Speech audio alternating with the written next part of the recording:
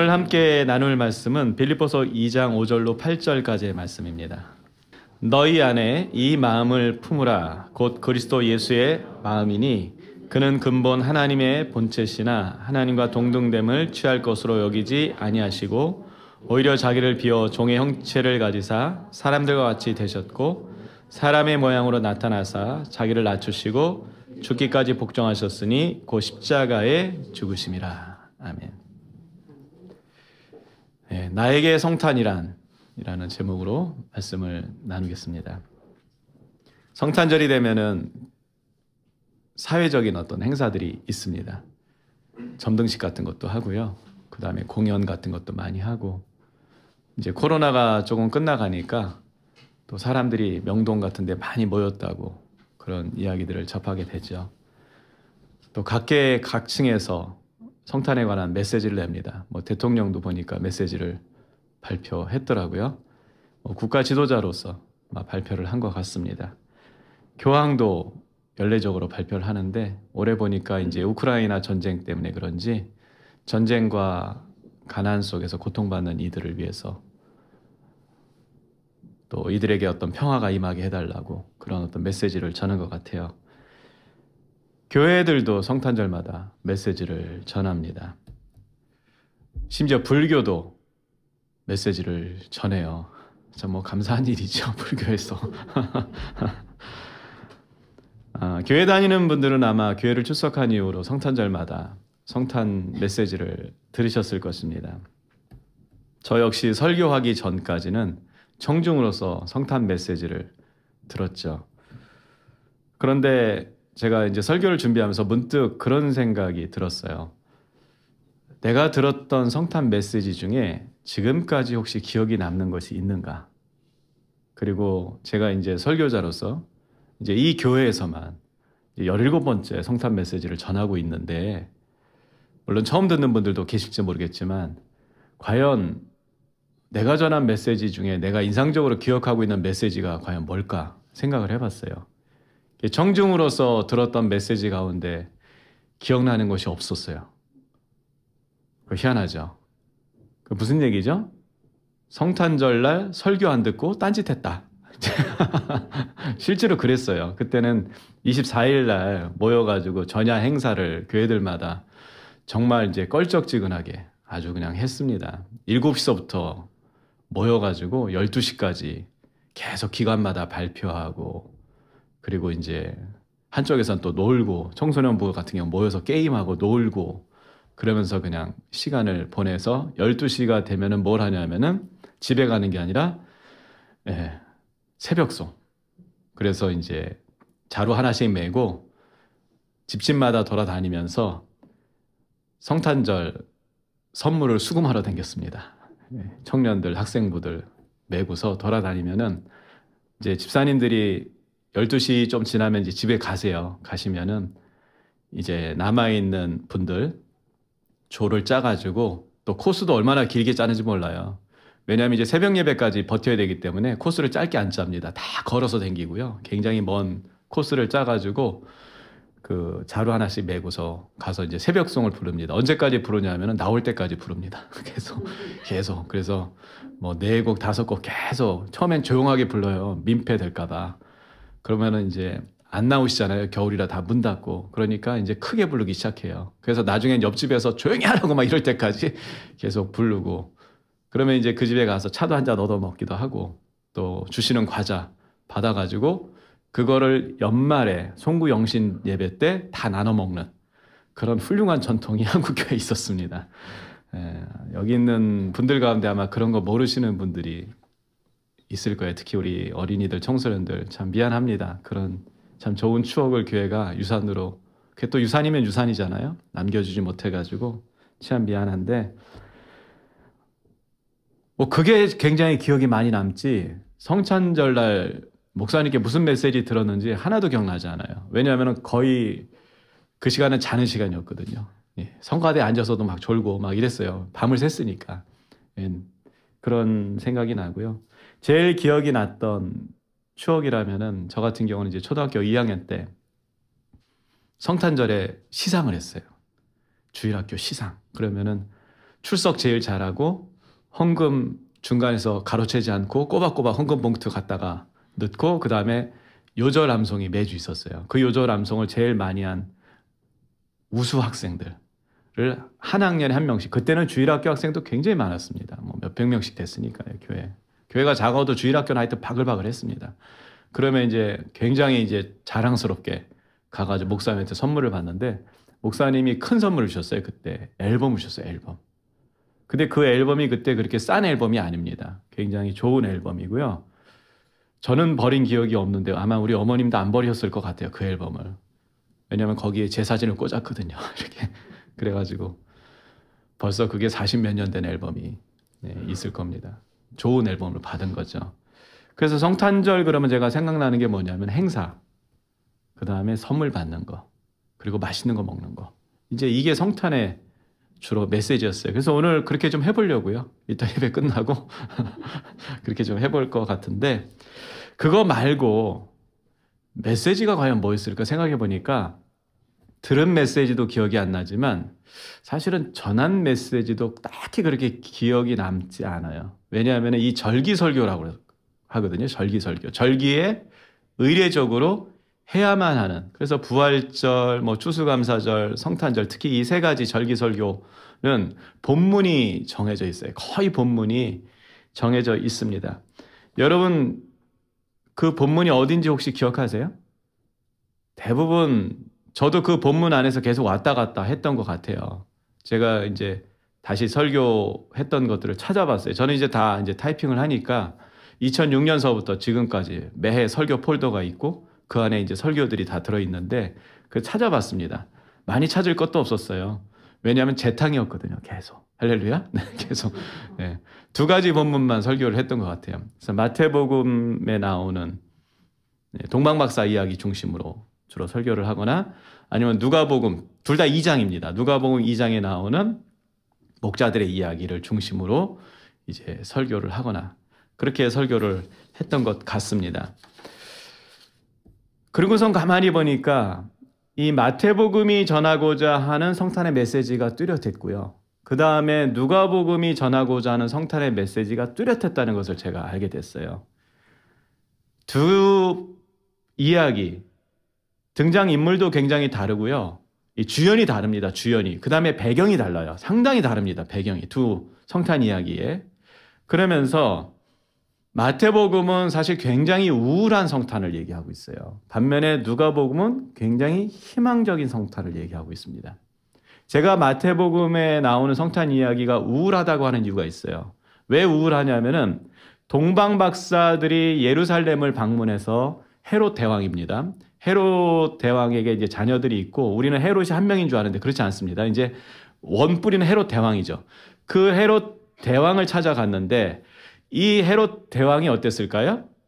심기가 불편했죠. 왜냐하면 메시아가 태어난다고 하니까 자기가 다스리고 있는 유대 땅에 메시아니까 이게 왕이 태어난다고 이해를 한 거예요. 그러니까 어느 왕이 그걸 좋아하겠습니까?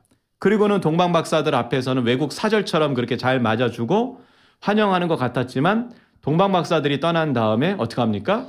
추격을 해가지고서는 베들레헴 인근에 태어난 베들레헴뿐만 아니라 그 인근에서 태어난 사내 아이들을 다 죽여버리는. 그래도 그게 성에 안 찼는지 혹시 자기 왕자를 뺏길까 봐 2살 이후에 이 아래. 그러니까 예수님이 태어나기 이전에 이미 태어난 아이들조차도 다 살해하는 그런 명령을 내려가지고 유아들이 살해당하는 그런 일들이 있었습니다. 예수님이 오심으로 유아들이 살해당하는 그런 어처구니 없는 일이 벌어진 거예요. 그러니까 여러분 그 성탄은 희극일까요? 비극일까요? 네, 비극입니다. 네, 상당히 비극적인 성탄이에요. 그리고 예수님이 그 핍박을 피해가지고 천사들의 그 계시를 받은 요셉이 예수님의 아버지죠. 요셉과 마리아와 예수님이 어디로 피신을 가냐면 애굽까지 내려가는. 그러니까 베들레헴에서 애굽까지 상당히 먼 거리입니다. 비교적. 근데 거기까지 피난을 갔다가 이제 이 헤롯이 죽고 나서 그 아들 아켈라오가 이제 그 지역을 다스리는 분봉왕이 됐다는 소문을 듣고 이제 올라옵니다. 근데 베들레헴으로는 못 가요. 왜냐하면은 혹시 모르니까. 그래서 그 인근의 나사렛이라고 하는 곳에서 예수님이 이제 유년 생활, 그 다음에 이제 세례 받기 전까지 쭉 거기서 생활을 하는 그런 이야기입니다. 마태복음이 전하고자 하는 성탄의 메시지가 뭐였을까라고 했을 때 이 땅에 오신 예수님께 동방박사들처럼 경배를 해야 된다라고 하는 것이 두드러진 메시지입니다. 물론 뭐 그 안에 더 깊은 어떤 메시지들을 찾아낼 수 있을지 모르겠지만 일단 표면적으로 드러나는 메시지는 성탄의 메시지는 아기 예수님을 아무도 알아보지 못했지만은 동방의 박사들은 그 아기 예수님을 알아보고서는 황금과 유향과 몰약을 가지고서 이제 예수님을 경배했다. 그래서 작년에 제가 설교를 했어요. 작년에 황금과 유향과 몰약의 의미가 무엇인지 설명을 드렸습니다. 황금은 예수님의 왕되심을 나타내는 것이고 유향은 예수님의 신성을 나타낸다고 알려져 있고 몰약은 예수님의 고난을 상징한다고 그렇게 일반적으로 해석을 한다는 이야기를 드렸어요. 기억 전혀 안 나시죠? 네, 내년에 또 할 거니까 걱정하지 마세요. 하여튼 절기설교는 우려먹는 맛이 있습니다. 그래서 이제 그런 거고요. 반면에 그 누가복음의 성탄은 굉장히 희망적입니다. 물론 등장인물이 달라요. 들판에서 양을 치던 목자들에게 천사들이 임해가지고 이들에게 메시지를 전합니다. 이게 성탄의 메시지예요. 어떻게 보면 누가복음 2장 11절로 14절인데 오늘 다윗의 동네에 너희를 위하여 구주가 나셨으니 곧 그리스도 주시니라. 너희가 가서 강보에 쌓여 구유에 누워 있는 아기를 보리니 이것이 너희에게 표적이라 하더니 호련히 수많은 천군이 그 천사와 함께 하나님을 찬송하여 이르되 지극히 높은 곳에서는 하나님께 영광이요 땅에서는 하나님이 기뻐하시는 사람들 중에 평화로다. 그러면서 굉장히 희망적인 메시지. 누구도 희생당하지 않습니다. 여기서는. 다 뭐예요? 굉장히 밝은 메시지. 예수님의 오심에 대해서 모든 사람들에게 하늘에는 영광이고 이 땅에서는 기뻐하심을 입은 자들에게 평화라고 하는 성탄의 메시지. 그래서 우리가 주로 이 성탄의 메시지에 보면은 평화라는 말이 많이 들어가 있다고 하는 것을 이제 보게 되는 것이죠. 이유가 있는 거예요. 왜 이런 차이가 날까? 등장인물서부터 해가지고 이 메시지 자체가 왜 이렇게 다를까? 역사적 배경이 있는 것 같아요. 왜냐하면 마태복음은 예루살렘 성전이 멸망할 그 시기에 쓰여집니다.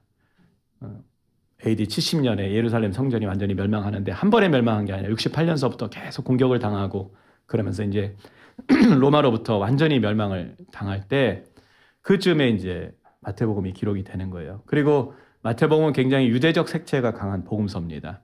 그래서 율법적인 이야기들이 많이 나오고 뭐 그런 거죠. 자, 이런 상황에서 성탄의 의미, 예수님이 오심에도 불구하고 오셨음에도 불구하고 성전이 멸망당하는 그런 어떤 유대인들의 이해할 수 없는 그런 신앙적인 정서들, 뭐 신학들 있을 거 아닙니까? 그런데 예수님의 메시지를 엄청나게 밝게 막 부각할 수가 없지 않았을까? 그러니까 좀 굉장히 예수님의 그 메시아됨을 굉장히 강조하면서도 한편으로는 좀 무겁고 또 그 예수님을 통한 어려움들이 있었다고 하는 것들을 마태복음 기자는 설명할 수밖에 없었던 것 같아요. 그리고 이제 누가복음 같은 경우는 AD 80년 넘어서 기록이 되잖아요. 중간에. 이미 박해가 어느 정도 시작이 되고 있는 기독교가 사회적으로 굉장히 공격을 받는 시기입니다. 뭐 본격적인 박해의 시기라고 할 수는 없지만 이미 전조가 깔려 있었고 결정적으로 황제가 도미티아누스 황제예요. 이 황제 밑에서 이제 굉장히 기독교가 어려움을 당하는 그런 시기인데 이때 뭐가 필요할까요? 네, 희망이 필요합니다. 희망이 필요해요. 희망적 메시지가 필요해요. 그러니까 예수님 오신 것이 어떻게 되는 거예요? 굉장히 희망이 있다고 하는. 이 성경을 보면은 굉장히 재미있는 흐름이 있어요. 예언서 같은 데를 읽어보면은 굉장히 어려운 시기, 믿음을 지켰기 때문에 또는 그 믿음 때문에 살아남은 사람들이 있습니다. 그들에게 하나님은 굉장히 희망의 메시지를 주셔요. 회복의 메시지를 주시고 희망의 메시지를 주십니다. 반면에 하나님의 율법이 붕괴되고 하나님을 경외하지 않음에도 불구하고 경제적으로 굉장히 번영하는 시기가 있어요. 우리가 성경 인물 가운데 특히 북이스라엘 왕의 아합 왕 생각하면은 이제 오므리 왕조인데 이 아합 왕을 생각하면은 굉장히 나쁜 왕이죠. 악행을 하고 굉장히 나쁜 왕으로만 알고 있는데 사실 북이스라엘의 경제적 전성기, 외교적 전성기가 언제냐 하면은 아합 왕 때입니다. 아이러니하게도 가장 잘 먹고 잘 살던 시기가 언제냐? 아합 왕 때예요. 그런데 그때에 어떤 메시지가 쏟아집니까? 엘리야를 통해 가지고 심판의 메시지들이 쏟아지고 이후로도 계속 그 심판의 메시지가 쏟아지는 것을 볼 수가 있는 것이죠. 그러니까 우리가 하나님의 자녀로서 어떤 시각을 갖는 것이 굉장히 중요하냐면은 하나님의 시각을 갖는 것이 중요한 것입니다. 하나님의 시각. 그러면 하나님의 시각을 어떻게 가질 수 있냐라고 했을 때 성경에서 과연 이 세상에 대해서 어떻게 얘기하고 있느냐. 사실 우리가 이 시대가 굉장히 과학적으로 발전하고 있고 굉장히 미래적으로 어떤 유토피아가 될 것 같은데 사실 인간의 역사의 흐름은 굉장히 단순합니다. 하나님을 인정하는 시대, 반대로 하나님을 인정하지 않는 시대. 인간이 득세를 하면 어떻게 될까요? 하나님을 인정하지 않는 것이죠. 그러면 어떻게 될까요? 하나님은 하나님의 메시지를 던집니다.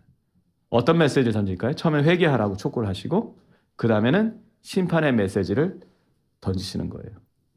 우리가 지금 감당할 수 없는 어려움들이 올 겁니다. 그 중에 하나가 자연재해예요. 자연재해. 근데 구약은 그 자연재해가 누구를 통해서 온다고 말씀합니까? 명확하게 하나님의 징벌적 도구로서 자연재해가 오는 것이죠. 물론 그 재해 안에 갇혀있는 사람 가운데 선인도 있고 의인도 있습니다. 그럼에도 불구하고 하나님의 심판이라고 하는 것은 그 시대에 임했을 때 선인과 의인을 구별하지 않고 그냥 임하는 거예요. 그런데 누가 끝까지 버티는 겁니까? 하나님을 신뢰하는 사람들이 믿음을 가지고 결정적으로 신약에서는 하나님 나라를 바라보는 소망하는 사람들이 하나님에 대한 믿음을 가지고서 시대를 살아가는 거예요. 우리가 소망하는 게 그거죠. 야, 잘 살았으면 좋겠다. 저는 예수님이 이 땅에 오시는 그 역사적 순간에 과연 어떤 일이 있었을까를 가만히 생각해 봤어요. 여러분, 예수님이 오신 것은 굉장히 놀라운 사건입니다. 우리를 구원하시기 위해서 예수님이 오셨으니까 정말 놀라운 사건이고 그 구원이라는 의미 안에는 예수님의 그 공생애를 통해서 살펴보듯이 배고픔을 해결하는 문제도 있었고 병든 사람을 고치는 그런 기적도 있었고 심지어 죽은 사람을 살리는 그런 기적도 있었어요. 이게 다 복음의 내용입니다. 사실은. 뭐 영적인 것만 구원받는 게 아니에요. 우리의 어떤 생활적인 것도 사실은 구원을 받고 회복을 받는 것. 그것이 복음이 가지고 있는 기능 가운데 하나입니다. 자, 그런데 예수님이 아기 예수님을 오셨어요. 어떤 일이 벌어졌을까요? 아무런 일도 일어나지 않고 오히려 마태복음을 읽어보니까 예수님 때문에 수많은 유아들이 살해되는 그런 일들이 벌어졌던 것이죠. 여기서 우리가 신앙적으로 가지고 있는 하나의 딜레마를 좀 해결할 수 있지 않을까 저는 그런 생각이 듭니다. 예수님이 하나님의 때가 됐을 때 세례를 받으십니다. 하나님의 때. 아무 때나 받으신 게 아니에요.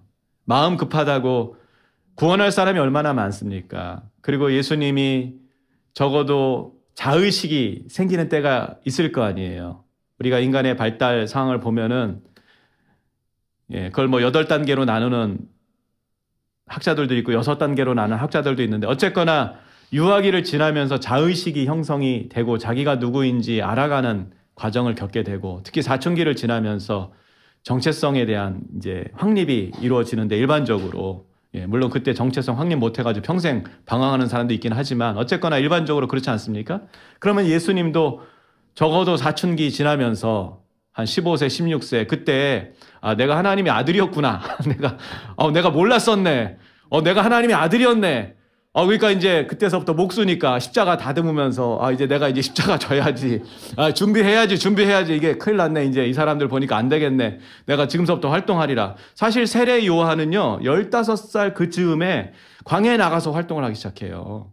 세례 요한은 청소년기 때 나가서 그가 선지자로서 어떤 삶을 살아내거든요. 그럼 예수님도 동일하게 그 시기에 나가서 얼마든지 더군다나 이제 세례 요한은 예수님을 위해서 예비하러 온 사람이니까 얼마나 좋습니까? 청소년기서부터 창업도 언제 해야 성공한대요? 10대 때 창업해야 성공한대요. 유대인들이 왜 부자입니까? 10대 때 뭔 일을 저지르는 거예요, 유대인들이. 예, 우리는 언제 저질러요? 40 지나도 못하잖아요, 우리는. 예, 뭐 이런 거잖아요. 그런데 예수님이 그렇게 일찌감치 하시면 얼마나 좋아요. 안 하셨어요, 그렇게. 언제까지 무명생활 보내십니까? 30이 될 때까지. 계속 몫으로서 무명생활을 보내시는 거예요. 이유가 있었어요. 예수님은 대제사장으로 또 직을 갖고 계셨잖아요. 그러니까 율법에 보니까 제사장들로서 제대로 활동할 수 있는 시기가 언제입니까? 30입니다. 30. 그 나이가 돼야 되는 거예요. 그러니까 이제 예수님이 또 그때까지 계속 그러니까 우리가 이제 하나님 믿으면서 우리만 하나님을 참는다고 생각하시는데 그게 아니에요. 예수님도 우리를 구원하시기 위해서 정말 30년의 무명세월을 계속 보내셨다고 하는 것. 그 기간은 굉장히 무기력함을 경험하는 시간이었어요. 답답함을 경험하는 시간이었고. 예수님 믿고서 어떤 분들은요, 정말 일이 잘 되는 분들이 있어요.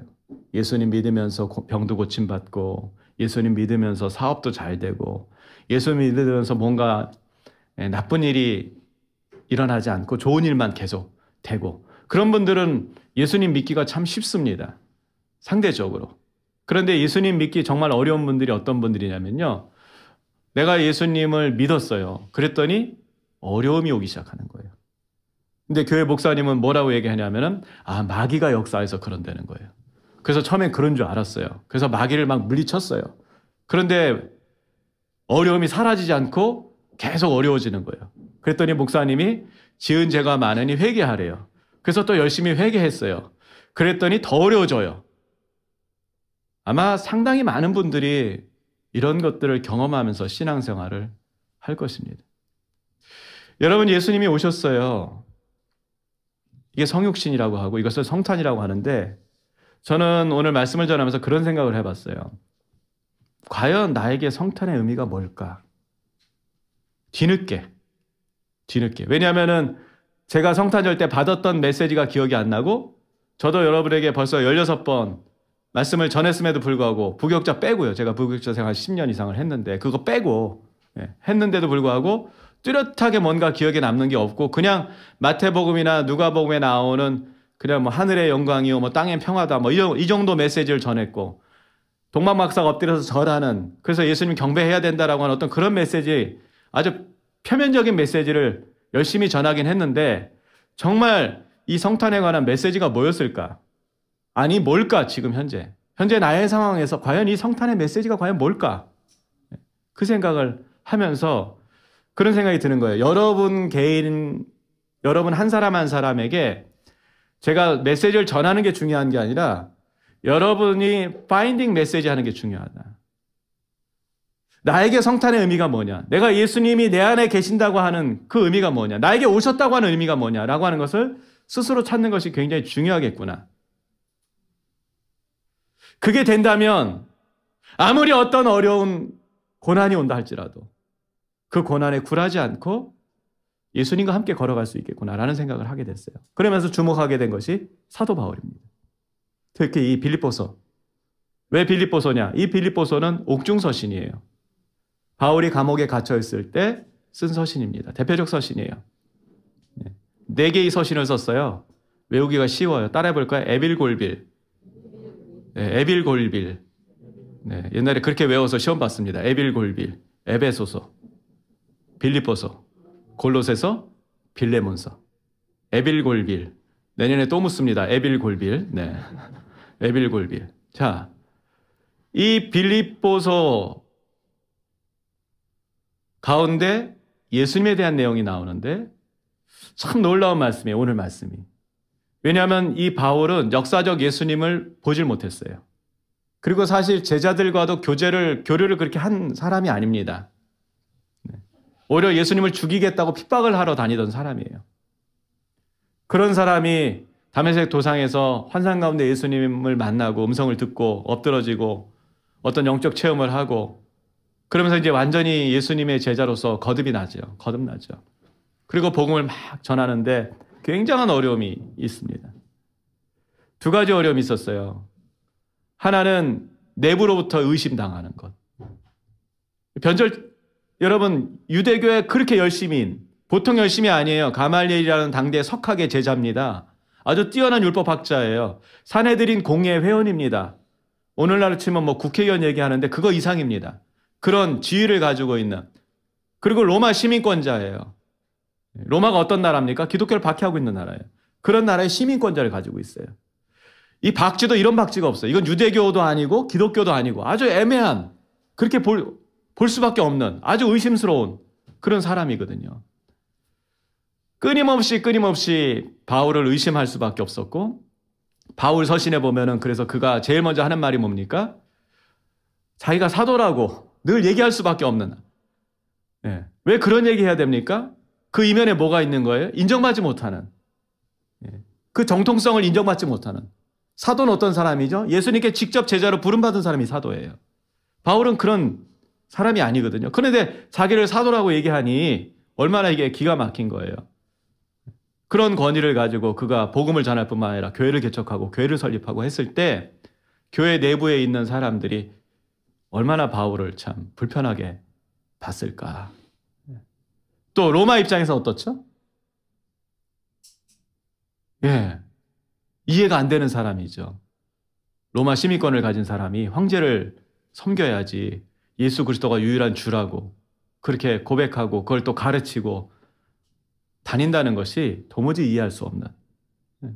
그러니까 어디 하나 이 바울은 마음 둘 곳이 없는, 적을 둘 수가 없는 사실 그런 상태였어요. 굉장히 예수님 때문에 고난을 당할 수밖에 없는 그런 사람이었습니다. 그렇지 않았으면 바울은 유대교에서도 환영을 받고 로마에서도 그가 가진 학식과 기술을 가지고 굉장히 세상에서 풍요롭게 살 수 있는 사람인데 그 모든 것을 스스로 버리고 그가 예수님의 제자로서 남들이 걷지 않는 그 길을 가는 거죠. 우리가 바울 서신이 많이 남아있으니까 바울의 사역이 굉장히 성공적이었을 것이고 바울이 굉장히 영향력을 가졌을 것이고 그렇게 생각하는데 여러분 그렇지 않습니다. 바울이 회당 중심의, 이방 지역에서 회당 중심의 그 사역을 했다는 의미가 뭡니까 도대체? 회당이 어떤 곳입니까? 뭐 10명, 유대인 남자 10명 모이면 있는 곳이 회당이고 어떤 곳엔 그 회당조차 없어가지고 바울이 거리에서 누구를 만날까? 그러다 이제 자주장사 루디아 만나가지고 복음 전하는 그런 일들. 굉장히 고생 많이 했어요. 어려운 삶을 살았습니다. 그러다가 감옥에까지 왔어요. 네. 여러분 감옥에 가신 분 이야기를 들어보니까요. 한동대 우리 김영길 박사님이 한번 어려움이 있어가지고 오해를 받아가지고 감옥에 갔었는데 조금 이야기를 들어보니까 뭐 잡범 취급당하는 거죠. 잡범. 네. 총장님인데 감옥 갔더니 다 뭐예요? 번호만 있는 거죠. 번호만. 이름도 없어요. 번호만 있는 거예요. 여러분 놀랍게도 감옥에 가면은 다 의인인 거 아세요? 죄가 없어서 감옥에 온 사람은 별로 없대요. 다 뭐예요? 다 억울하고 왜 나만 이래야 되는, 다 이런 어떤 억하심정 가진 그런 분들 속에서 똑같은 사람 취급당해 가면서 무시당해 가면서 짧은 옥살이지만 굉장히 어려움을 표현을 하셨던데 바울 같으면 어땠을까요? 참 힘들었을 거예요. 그런 그가 빌립보 감옥에서 예수님을 묵상하는 거예요. 예수님을. 어떤 예수님을 묵상했을까요? 단순히 십자가에서 죽으시고 부활하신 예수님을 묵상했다면 아마 오늘 본문의 메시지가 나오진 않았을 것 같아요. 죽으시고 부활하신 예수님만, 또 하늘로 승천하신 예수님만 묵상했다면 뭔가 더 영광적이고 뭔가 더 진짜 엄청난 뭐 하늘에서 어떤 일들이 일어날 것인가라고 하는 그런 메시지들이 아마 나왔을 것 같아요. 근데 여러분 요즘 우리가 이제 드라마들을 이렇게 보면서 드라마 작가들의 그 예리한 통찰력들을 우리가 보잖아요. 뭐 예를 들면 대장금, 오래된 얘기지만은 실록에 있는 대장금이라는 단어 하나 가지고서 엄청난 드라마를 만들어내지 않습니까? 상상력을 가지고. 성령 안에서 묵상할 때, 예수님을 깊이 묵상할 때 바울은 예수님의 오심에 대해서 많이 묵상을 했었을 것 같아요. 그러면서 예수님이 과연 어떤 분이신가, 그거를 이제 묵상을 해보는 거죠. 그랬을 때 그가 뭐라고 얘기합니까? 오늘 말씀을 다시 한번 읽어보죠, 여러분. 성탄과 관련해가지고 예수님이 오시기 위해서 천상에서 어떤 일을 하셨는지 같이 한번 읽어보겠습니다.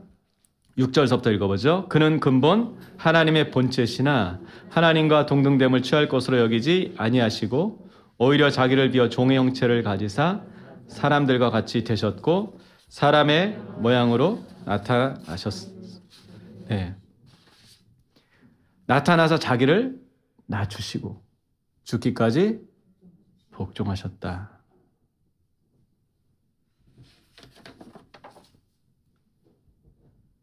바울이 바라본 성탄, 성육신.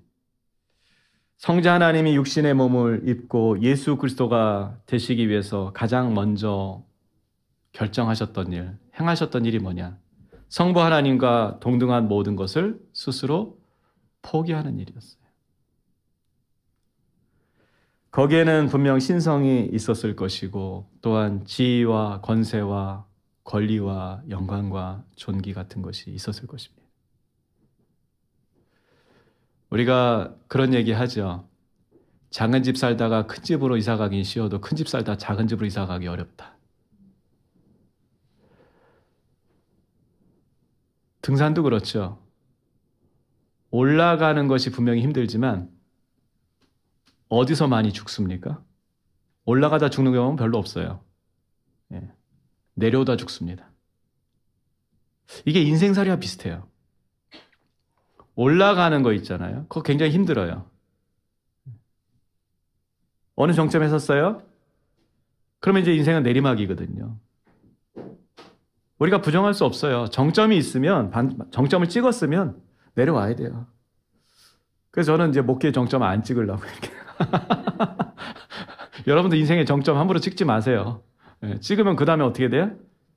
내려와야 돼요. 안 내려오려고 하니까 추해지고 안 내려오려고 하니까 거기서 뭔가 비리가 일어나고 온갖 뭐가 일어나는 거예요. 여지껏 대통령들의 가장 미스가 뭐냐면은 한 3년 있으면 그 다음에 내리막인데 이걸 50년 할 줄 알고 대통령들이 하다 보니까 지금 다 감옥 가시고 막 이런 일들이 벌어지는 거예요. 이게 참 안타까운 일들이죠.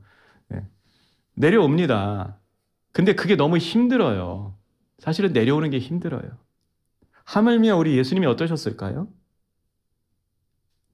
이건 정점 정도가 아니죠. 하나님이 하나님됨을 포기한다? 단지 인간을 구원하시기 위해서.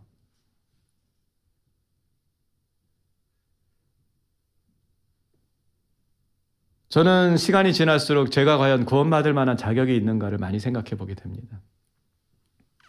하나님께 많은 은혜를 받았는데 과연 그 은혜의 값을 하고 있는가? 솔직히 말씀드리면은 여러분 앞에 제가 경건하고 거룩하다고 얘기할 수 있을까? 물론 뭐 한 끗 정도 차이 났을지 모르겠어요. 한 끗, 한 발자국, 뭐 반 발자국. 근데 제가 아는 건 뭐냐면요. 달팽이 같은 속도로 하나님을 향해 가고 있다고 하는 거예요. 달팽이 같은. 물론 좀 빨리 가는 분도 있어요.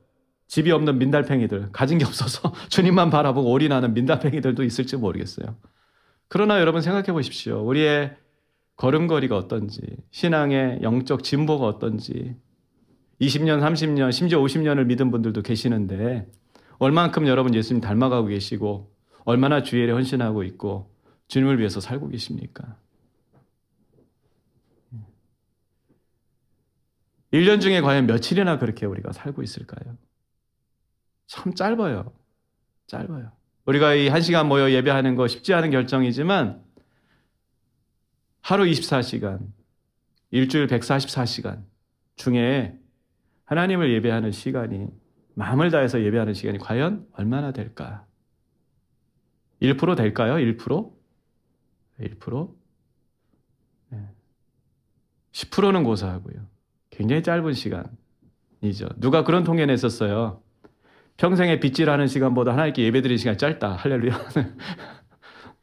뭐 화장실 앉아있는 시간엔 비할 것도 아니고요.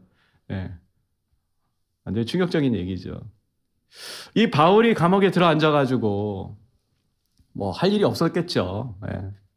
그런데 할 일 없다고 이런 생각하냐 이거예요. 할 일 없다고. 저도 최근에 입원을 했잖아요. 5일 입원을 했는데 뭐 나름 성경 읽고 뭐 했어요. 근데 그것도 마음이 편하고 육신이 편할 때 얘기지. 뭐 통증이 계속 밀려오는데 성경을 읽을 수 있을까? 읽을 수가 없더라고요. 통증이 오니까. 뭐 눈이 집중이 안 되는데 어떻게 읽어요? 눈이 집중이 안 되는데. 그냥 책만 넘긴 거죠. 책만 넘기고. 집중이 안 돼. 집중이 안 돼.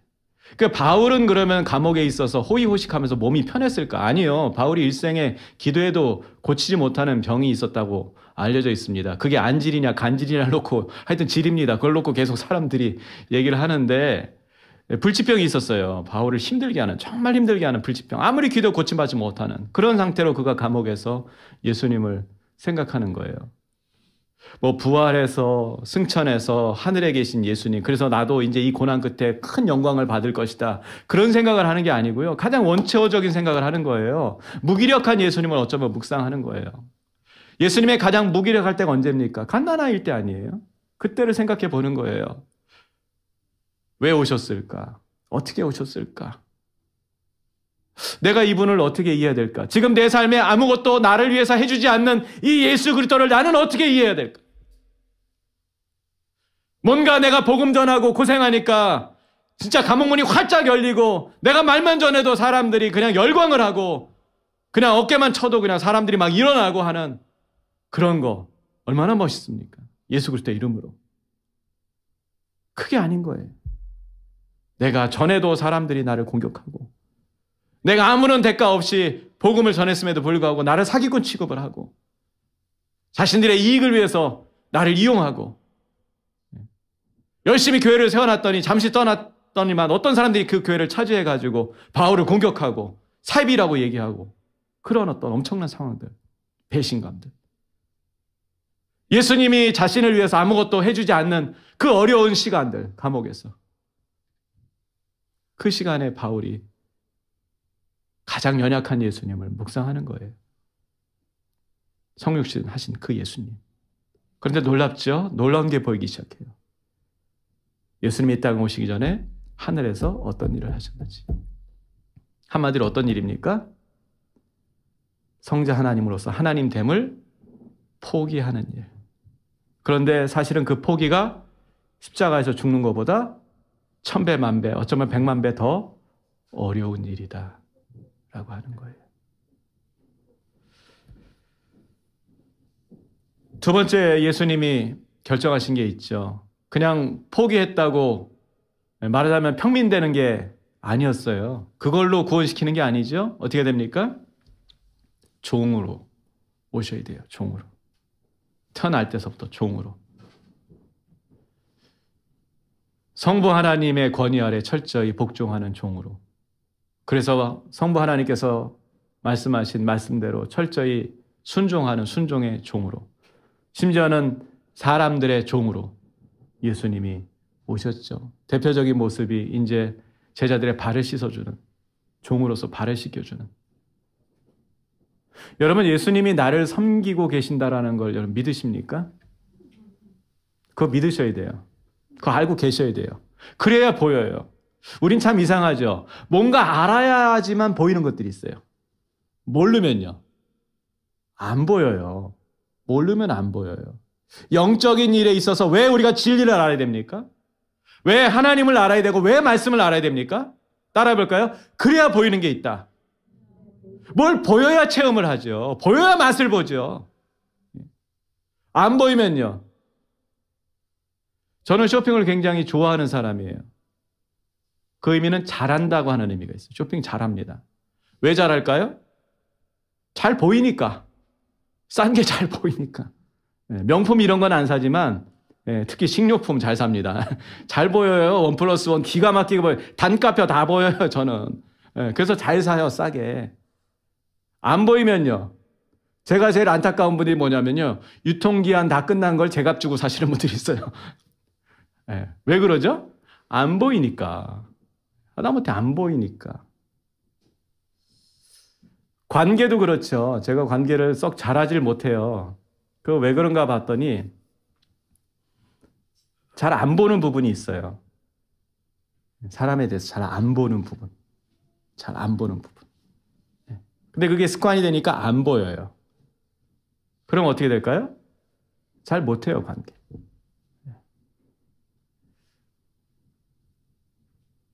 관계도요, 보여야 하는데 허물이 많이 보이면 관계 못합니다.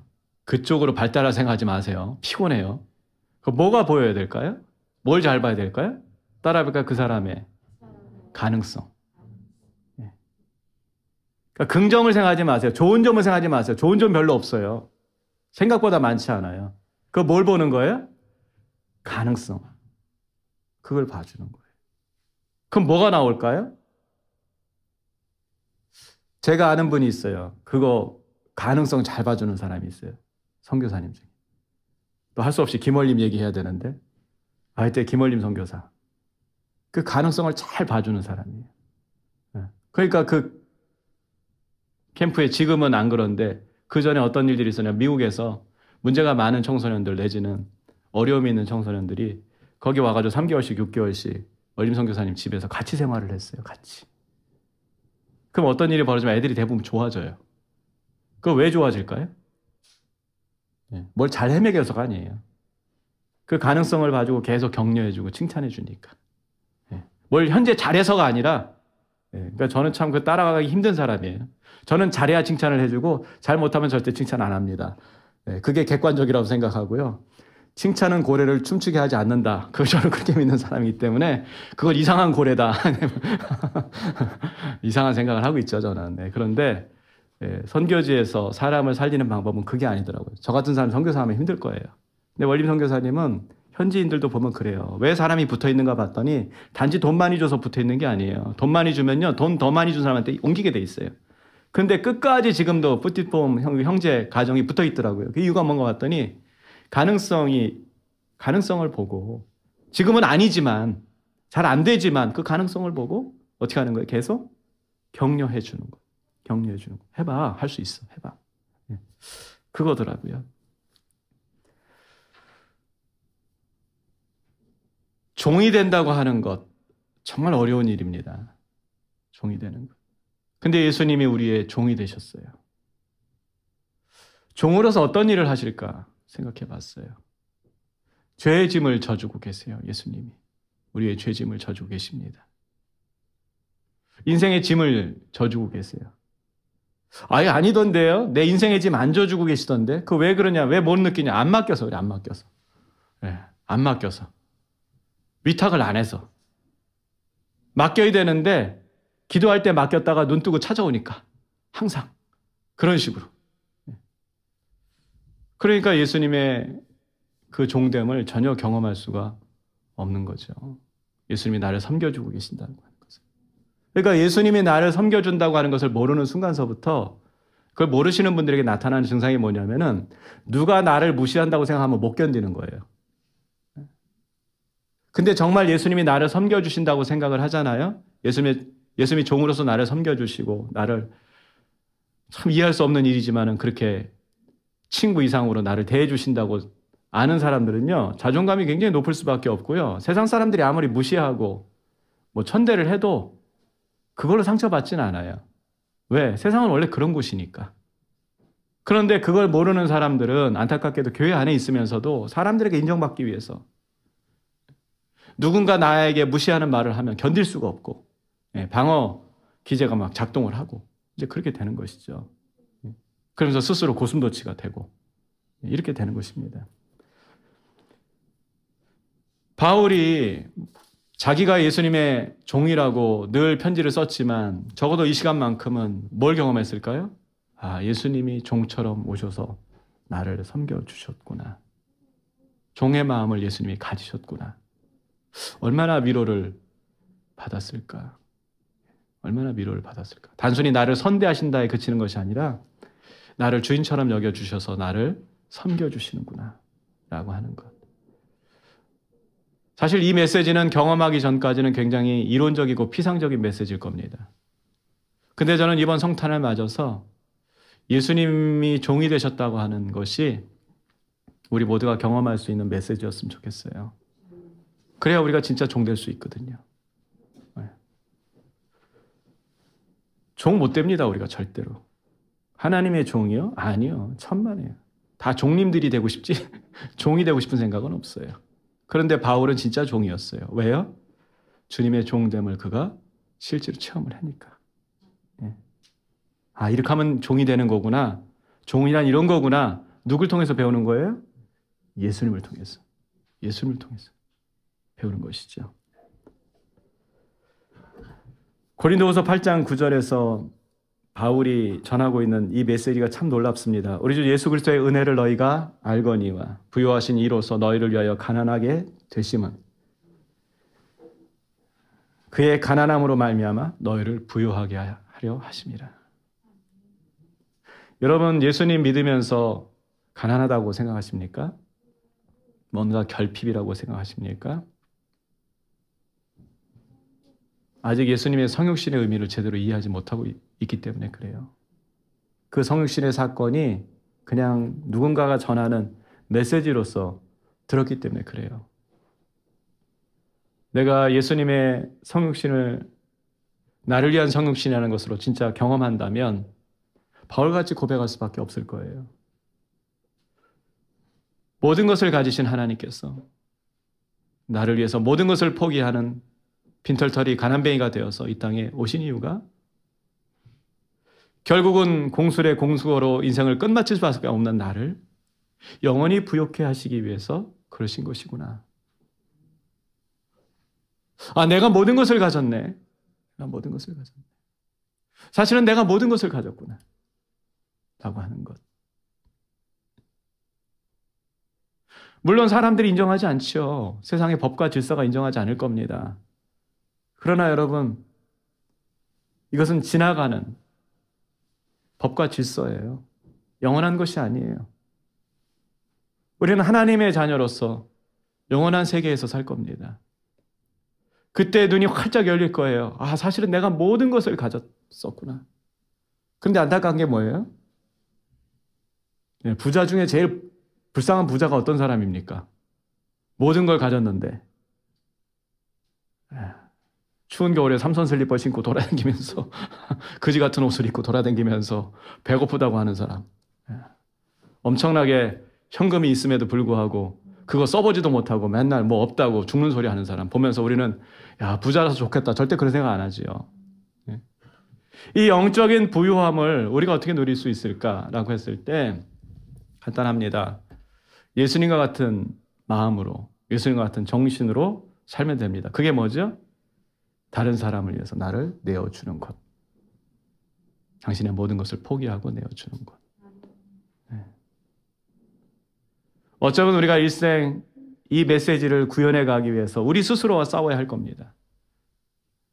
이기적일 수밖에 없고 탐욕적일 수밖에 없고 뭔가 소유가 사라지면 불안하고 죽을 것 같은 그 두려움이 몰려오는 이런 우리의 본성입니다.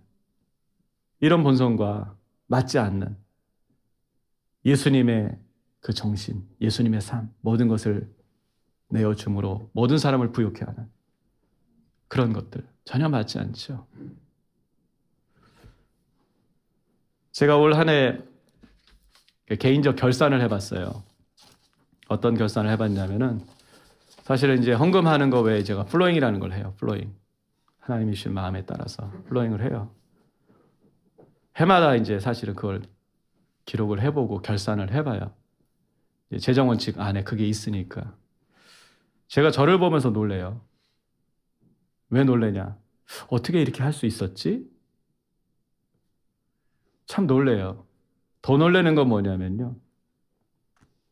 제가 이렇게 돈을 이렇게 주님 주신 마음 따라서 흘려 보냈어요. 그리고 사실 저는 잊어버릴 때가 많아요. 그러니까 기록에는 남아있지만 그냥 잊어버리는 거죠. 뭐 그것 굳이 뭐 다 기억할 필요는 없잖아요. 그런데 어떤 분들을 만났을 때, 몇 년 만에 만나고 했을 때 그 얘기를 꼭 하는 거예요.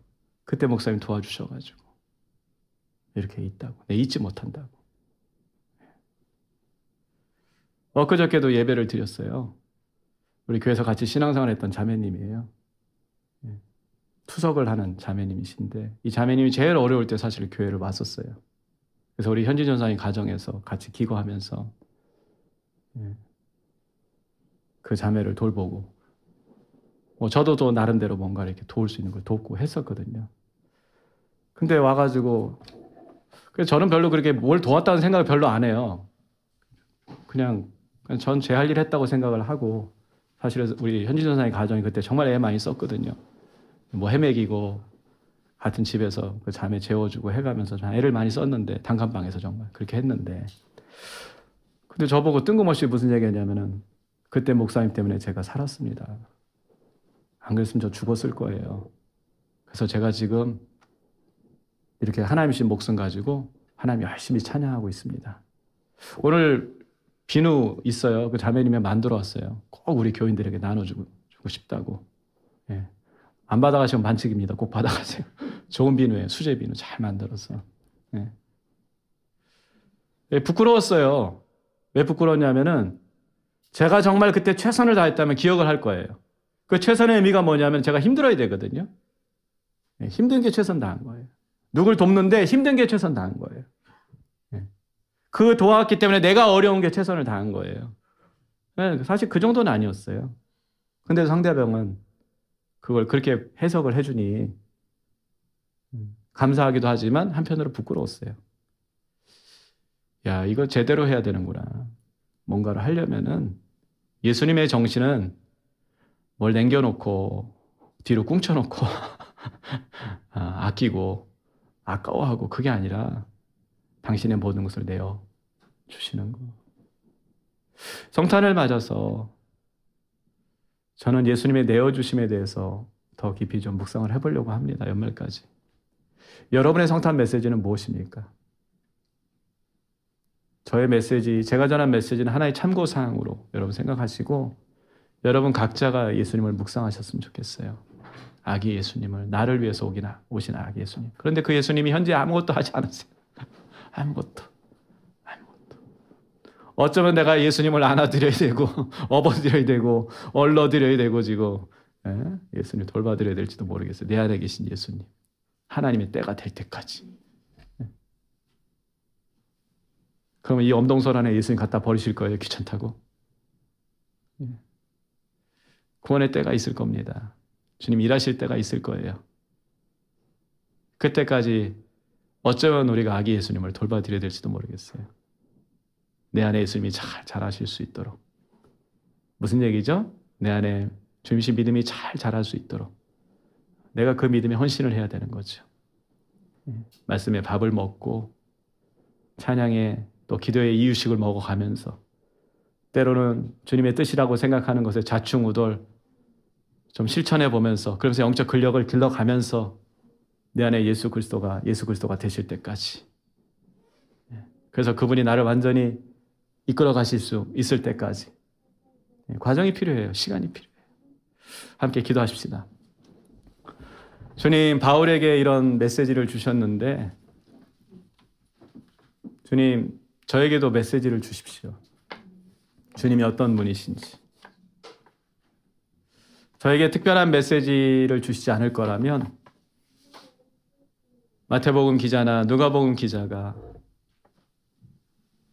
예수님의 성탄을 생각하면서 느꼈을 그 성령의 감동을, 또 바울이 감옥에서 예수님이 어떤 분이시라는 것을 그가 계시로 받았을 때 그 감격과 기쁨과 그 감동을 제가 동일하게 조금이라도 경험할 수 있도록 저를 축복해 주십시오. 그렇지 않고서는 제가 예수님을 더 사랑하기가 어렵습니다. 주님, 이것이 저의 연약함, 우리의 연약함입니다. 주님 도와주십시오. 우리가 좀 같이 기도하도록 하십시다.